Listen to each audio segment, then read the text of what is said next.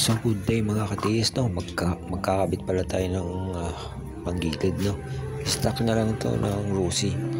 So ganito na naman, madali lang naman, no? Ayan. Siyempre yung clutch housing. Ayan, tapos yung kanyang spine washer ito sa may gilid, no? Ito wala muna. Kahit baliktaran. Wala namang washer doon sa may likod ng housing. Diretso sa pack na yun. Yan.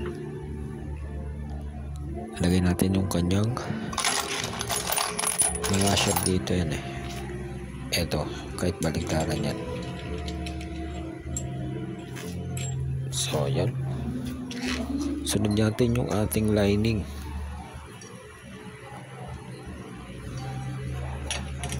Yan. Depende sa inyo kung anong diskarte nyo, kung bubuuhin nyo na o disalpak lang. So ganito yung ating, yan, ito yung una. Yan, meron pa rin pattern, no? Ito kasi may pattern eh. Yan, 3 dito tapos 2 sa taas. Depende sa clutch housing.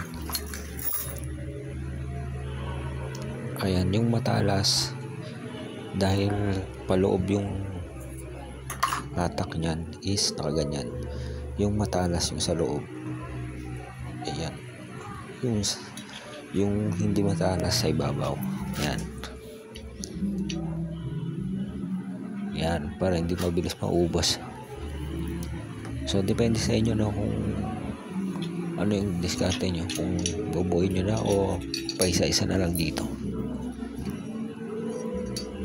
Yan.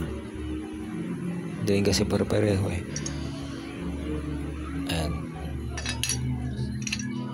Ayan siya. Since na nakaganito siya. Ayan. Pwede rin nyo rin dito buuhin na lang. Tapos tsaka isalpak. Kasi medyo mahirap kasi siya ipasok eh. Ayan. Pwede rin dito sa ganito. Ayan. Ayan, nakaganyan siya.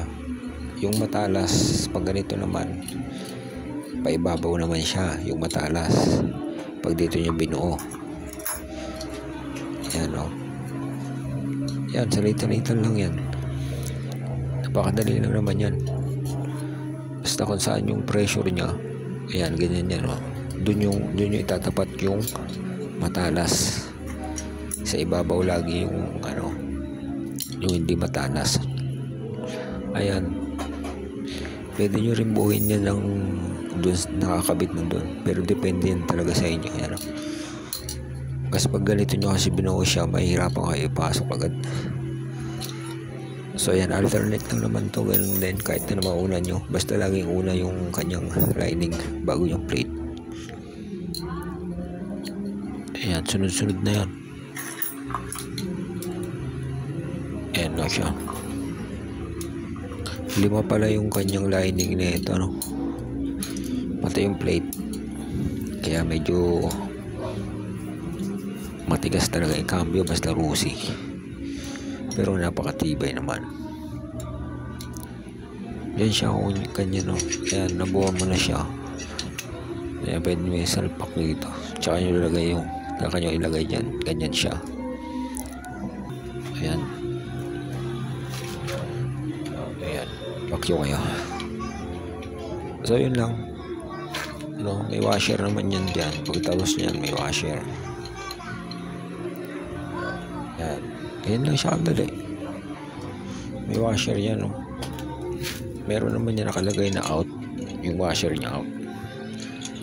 Yan. Tapos lagay nyo na yan yung kanyang spring. Diba? Napaka easy lang yan. Yan, ganyan lang. Kasi natapos na natin ikabit yung kanyang cam loop, eh. Yung top naman niya ilalagay natin. Kasi bubuuhin natin to eh. Ayan. Ayan, daming spring yan, no? Ayan, tigas. Tigas talaga na ito kasi po, matigas yung cambio kasi ang daming spring. Pero matibay. Ayan. So, ganyan lang. Gagawin nyo.